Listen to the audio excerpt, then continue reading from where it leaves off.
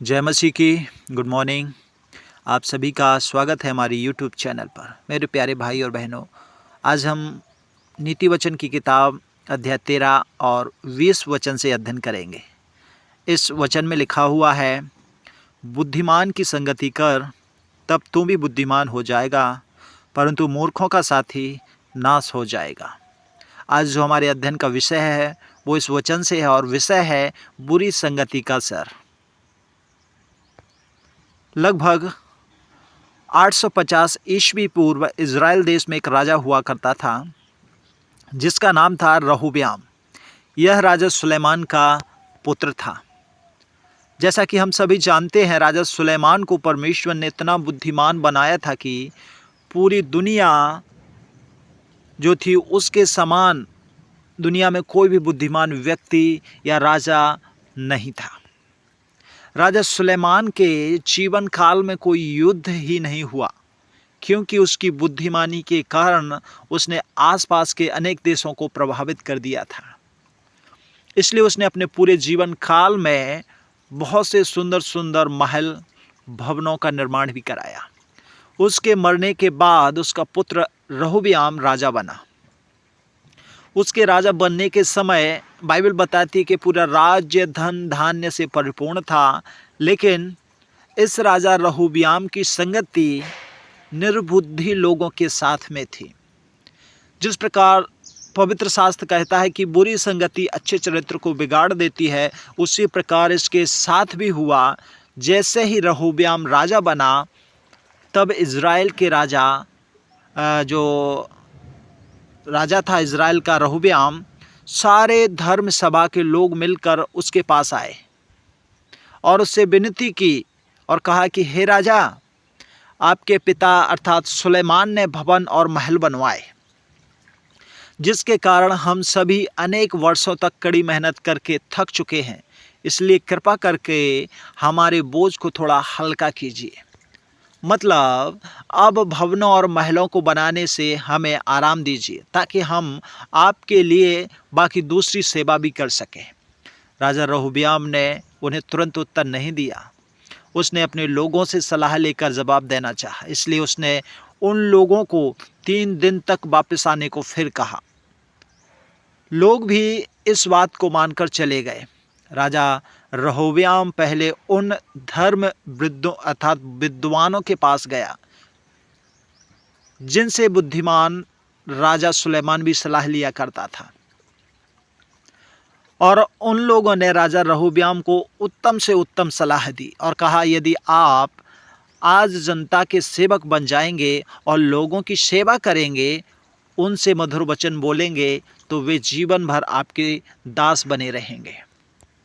मेरे प्यारे भाइयों बहनों, लेकिन राजा रहूब्याम ने उन बुद्धिमान लोगों की सलाह को ना माना और बाइबल बताती है कि जाकर अपने जवान मित्रों से सलाह लेने जा पहुंचा, जो उसके साथ में रहा करते थे। रहूब्याम ने पूछा, तुम लोग मुझे क्या सलाह देते हो? ऐसी परिस्थिति में तब उसके जीवन जो जवान मित्र थे उसे जवाब दिया, तू जाकर उन लोगों को बता दे कि जैसे मेरे पिता ने तुम्हारे कंधों पर भारी जुआ रखा था, आप इस भार को हल्का कीजिए। आप उनसे बोल दीजिए कि मेरे पिता शेर थे तो मैं सवा शेर हूँ। मैं तुम पर मेरे पिता से भारी जुआ रखूँगा। मेरे पिता से अधिक मैं तुम्हें हंटर से मारूँगा, क्योंकि मेरी सबसे छोटी उंगली मेरे पिता की कमर से भी मोटी है। ऐसा बोलकर तुम उन्हें डराओ। राजा रहूब्याम को ये बात बहुत ही पसंद आई और उसने उन लोगों को जो 3 दिन बाद राजा के पास वापस आए, तो उनसे यही कठोर शब्द कहकर जनता का तिरस्कार किया। मेरे प्यारे भाइयों बहनों, उसके बाद हम और आप जानते हैं, बाइबल में पढ़ते हैं दूसरे राजा 12 अध्याय 1 से 20 वचन में, तो उसके बाद में पूरे राज्य में विद्रोह मच गया। लोगों ने अधिकारियों पर पत्थरवाह करके मार डाला। राज्य छिन्न भिन्न हो गया। रहूब्याम का राजपाट उससे छीन लिया गया। इसलिए थोड़ा रोक कर विचार करें, आप किस प्रकार के लोगों की संगति कर रहे हैं और किन लोगों की सलाह पर चलते हैं। परमेश्वर का भय मानने वाले बुद्धिमान लोगों की सलाह लीजिए। उपयुक्त संगति का असर। प्रेरक प्रसंग जो आज की हमारे अध्ययन है, पहला राजा 12:1 से 20 में पूरी ये घटना आपको मिल जाएगी।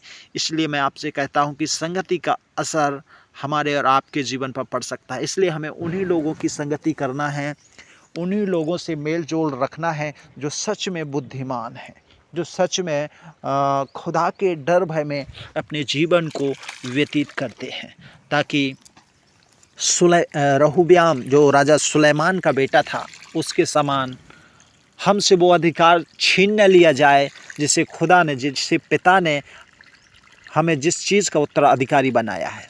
रहूब्याम भी सुलेमान का उत्तराधिकारी था, लेकिन उससे वह अधिकार, वह राज्य छीन लिया गया क्योंकि उसने बुरे दोस्तों की, बुरे लोगों की संगति की और उनकी बातों को सुना। आज निर्णय का हमारा और आपका समय है।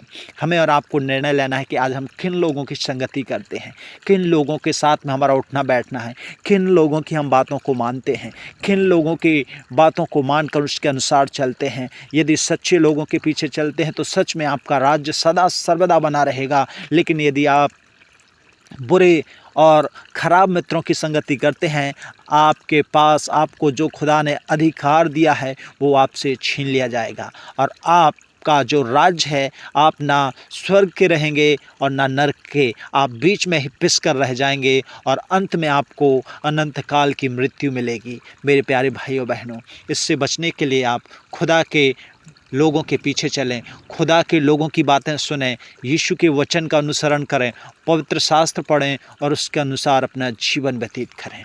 डेली डिवोशन में आज का बस यही वचन था। God bless you.